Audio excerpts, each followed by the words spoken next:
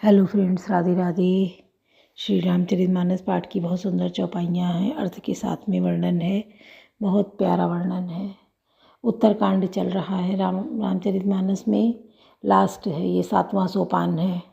इसमें तब के समय में जो तुलसीदास जी ने, वाल्मीकि जी ने जो कुछ लिखा था, वो भविष्य दृष्टा थे। वो भविष्य की सारी बातें जान जाते थे, क्योंकि उन्होंने पिछला भी लिखा, वर्तमान लिखा और भविष्य का भी लिख दिया उसी समय। तो जो भी भविष्य का लिखा है, आज के समय में वही सब चरितार्थ है, हो भी रहा है वैसे ही। आप उत्तरकांड का ध्यान से पढ़िए, अर्थ के साथ में, या सुनिए जो हम डाल रहे हैं, तो बिल्कुल सब कुछ वही है जो कुछ उसमें लिखा है। आज से सैकड़ों साल पहले तुलसीदास जी लिख गए हैं, हजारों साल पहले वाल्मीकि जी लिखे थे संस्कृत में, उसी को हिंदी में तुलसीदास जी ने लिखा है। तो सब कुछ एक एक बात सही है। आप उसको पढ़ेंगे, खुद समझ जाएंगे। डिटेल में हमें कहने की ज़रूरत नहीं है, या जो अर्थ के साथ डाल रहे हैं आप सुनिए उसको, आपको सब समझ में आ जाएगा कि आगे क्या होने वाला है। ये भी आप समझ जाएंगे कि आगे क्या होगा। अब ये उत्तरकांड पूरा समाप्त हो जाएगा, कुछ दोहे बचे हैं, वो पूरे हो जाएंगे। तो अभी हम फिर से डालेंगे कि इसमें हमारा शुरू का कुछ छूट गया था कि हमने राम जन्म से रामचरितमानस को डाला है, तो जो शुरू का है वो हम फिर से डालेंगे। तो हर घर में ये ग्रंथ होना चाहिए, गीता और रामचरितमानस का। इसका होना ही अपने आप में बहुत बड़ी बात है। अगर आपके पूजा घर में ये ग्रंथ रखे हैं, ये किताबें आपके पूजा घर में हैं, तो अपने आप में बहुत बड़ी चीज़ है। गंगा जल होना चाहिए पूजा घर में। देखिए क्या क्या होना चाहिए। तुलसी की माला, फोटो, भगवान जिनको आप इष्ट मानते हैं उनको तो आप इष्ट रखेंगे ही रखेंगे। उसके अलावा तुलसी की माला और ये क्या बोलते हैं, रामचरितमानस, गीता और हनुमान जी की चालीसा, सुंदरकांड की एक किताब। कुछ चीज़ें ऐसी हैं जो ज़रूरी हैं पूजा घर में होना, जिनका होना अपने आप में ही पूरे घर में एक पॉजिटिव एनर्जी आती है। घर में तुलसी का पौधा होना, तुलसी का पौधा बहुत ज़रूरी है। वो निगेटिव एनर्जी को बाहर ही रख देती है, पॉजिटिव एनर्जी अंदर आती है। और आप लोग अगर तुलसी जी बैकुंठ गई हैं, सूख गई हैं, मुरझा गई हैं, तो नहीं बोलना चाहिए ऐसा।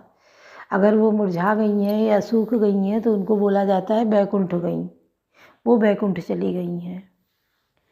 तुलसा जी बैकुंठ गई हैं तो मतलब डालें सूख गई हैं, तो उनको आप फेंकिए नहीं, इधर उधर न करिए, उनको आप कहीं रख दीजिए।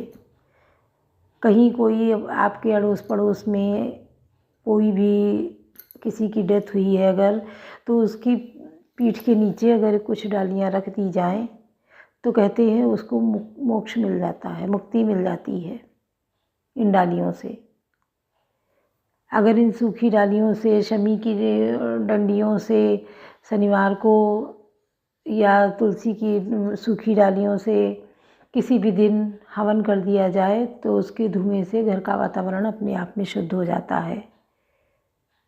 घर का माहौल एक बदल जाता है। कपूर का दीपक जलाने, कपूर की आरती करिए। रोज़ बहुत बहुत नहीं जलाना है, लेकिन हाँ कभी कभी जलाइए कपूर को, उससे भी घर का वातावरण शुद्ध होता है। ये लोग धुआं के उससे धूप बत्ती नहीं जलाएंगे, ये नहीं करना, जलाना चाहिए। गंदगी जो हमारी इतनी बाहर से उड़ उड़ के आती है, तो उसको नहीं रोक पाते हैं हम, धूल गर्दा। तो इसके लिए हम क्यों इतना बचाव करें। जो हमारे घर को, हमारे सनातन को जागृत किए हैं, तो इनके लिए भाव होना चाहिए घर के सभी लोगों में, बच्चों में, बड़ों में, सबके अंदर ये भाव होना चाहिए भगवान के लिए, कि अगर हम आरती पूजा कर रहे हैं, भगवान के पास बैठ रहे हैं, आप बैठ के देखिए, ध्यान लगा के उनकी मूर्ति को निहार के देखिए, कितना अच्छा लगेगा। तो थोड़ा समय उनके पास ज़रूर देना है, बैठ के भगवान जी के पास। और इन चीज़ों को रखना है कि कभी आपने मंगल है तो आपने हनुमान चालीसा पढ़ ली या सुंदरकांड का पाठ कर लिया। अष्टमी है, सोमवार है, ये शुक्रवार है, या रोज ही है दुर्गा चालीसा पढ़ ली। तो इस तरीके से वार बनाए गए हैं और बहुत सोच समझ के ये हिंदी के दिन और महीने बनाए गए हैं। इंग्लिश का तो नहीं जानते हो, तो घटते बढ़ते रहते, पर जो हिंदी के महीने हैं या दिन हैं ये बहुत सोच समझ के बनाए गए हैं, ग्रह नक्षत्रों से जोड़ के बनाए गए हैं।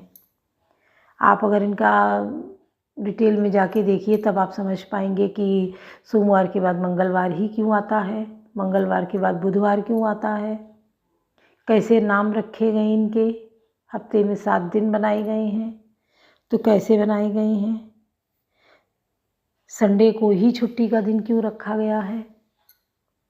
तो इन सब चीज़ों पे बड़ा विचार करके किया गया है।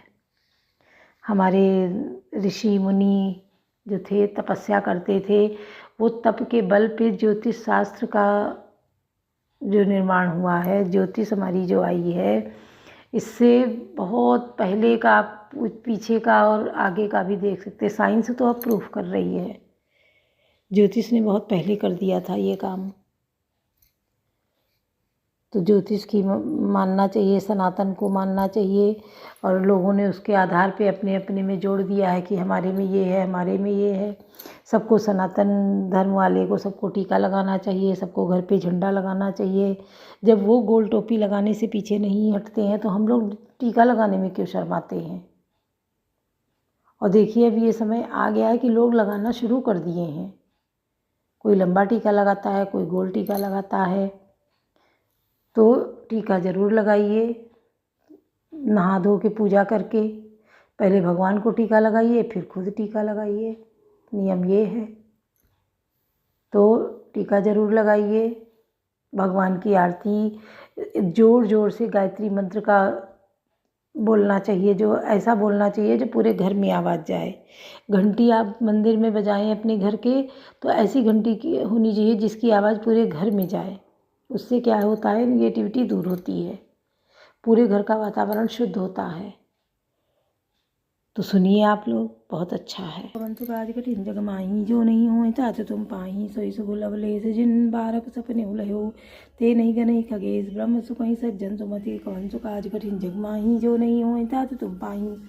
उस सुख का लवलेस मात्र जिन्होंने एक बार स्वप्न में भी प्राप्त कर लिया है पक्षीराज, वे सुंदर बुद्धि वाले सज्जन पुरुष उसके सामने ब्रह्म सुख को भी नहीं कुछ नहीं गिनते। मैं पुण्यवद रहो कचुकाला, देखो बाल विनोद रसाला, राम प्रसाद भगति भर पायो, प्रभुपद बंदी मिजाज रमायो। मैं और कुछ समय तक अवधपुरी में रहा और मैंने श्री राम जी की रसीली बाल लीलाएं देखी। श्री राम जी की कृपा से मैंने भक्ति का वरदान पाया। तदनंतर प्रभु के चरणों की वंदना करके मैं अपने आश्रम पर लौट आया। तब ते मोहिन व्यापी माया, जब ते रघुनायक अपनाया, या सब गुप्त चरित मैं गावा, हरि माया जी मोहि नचावा। इस प्रकार जब से श्री रघुनाथ जी ने मुझको अपनाया, तब से मुझे कभी माया नहीं व्यापी। श्री हरि की माया ने मुझे जैसे नचाया, वह सब गुप्त चरित्र मैंने कहा। निज अनुभव अब कहूँ खगेसा, बिनु हरि भजन न जाई कलेसा, राम कृपा बिनु सुन खगराई, जानी न जाई राम प्रभुताई। हे पक्षीराज गरुड़, अब मैं आपसे अपना निज अनुभव कहता हूँ। वह यह है कि भगवान के भजन बिना क्लेश दूर नहीं होते। पक्षीराज सुनिए, श्री राम जी की कृपा बिना श्री राम जी की प्रभुता नहीं जानी जाती। जाने बिनु न होई प्रतीति, बिनु प्रतीति होई नहीं प्रीति, प्रीति बिना नहीं भगत बिराई, जिम खग पर जल कह चिकनाई। प्रभुता जाने बिना उन पर विश्वास नहीं जमता, विश्वास के बिना प्रीति नहीं होती, और प्रीति बिना भक्ति वैसे ही दृढ़ नहीं होती जैसे पक्षीराज जल की चिकनाई ठहरती नहीं।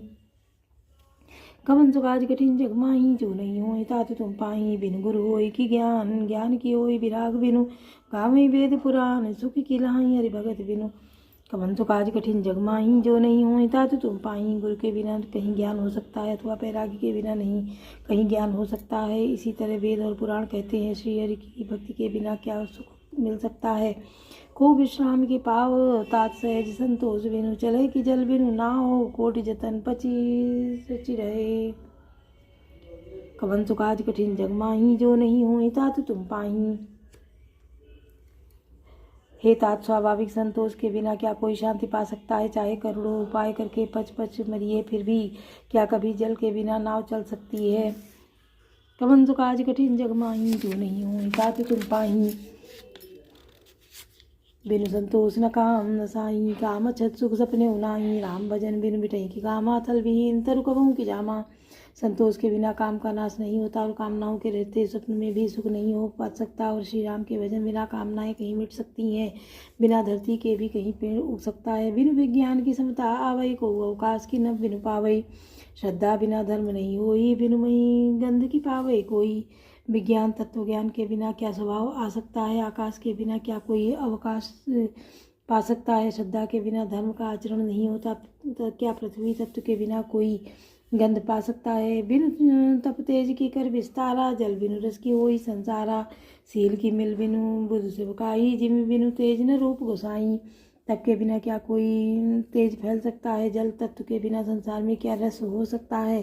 पंडित जनों की सेवा बिना क्या शील सदाचार प्राप्त हो सकता है। गोसाई जैसे बिना तेज अग्नि तत्व के रूप नहीं मिलता। निज सुख बिनु मन होय किथीरा, परस की होय विहीन समीरा। कवनियु सिद्धि की बिनु विश्वासा, बिनु हरिभजन न भाव भय नासा।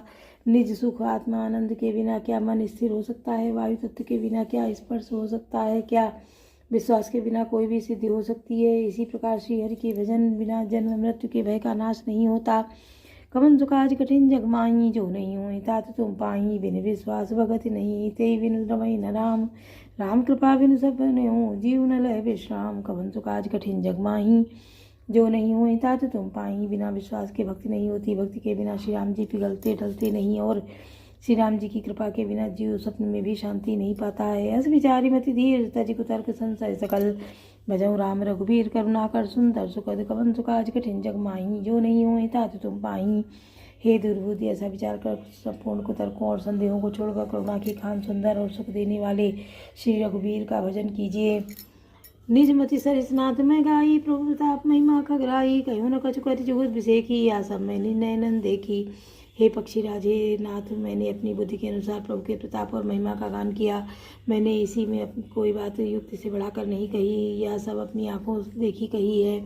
महिमा नाम रूप गुण गाथा, सकल अमित अनंत रघुनाथा। निज निज मति मुनि हरि गुण गावई, निगम से शिशु उपार न पावई। श्री रघुनाथ जी की महिमा नाम रूप और गुणों की कथा सभी अपार एवं अनंत है, तथा श्री रघुनाथ जी स्वयं ही अनंत है। मुनिगण अपनी अपनी बुद्धि के अनुसार श्री हरि के गुण गाते हैं। वेद शेष और शिव जी भी उनका पार नहीं पाते। तुम्हें याद खग मसक प्रजनता, न बुढ़ाई नहीं पावई अंता।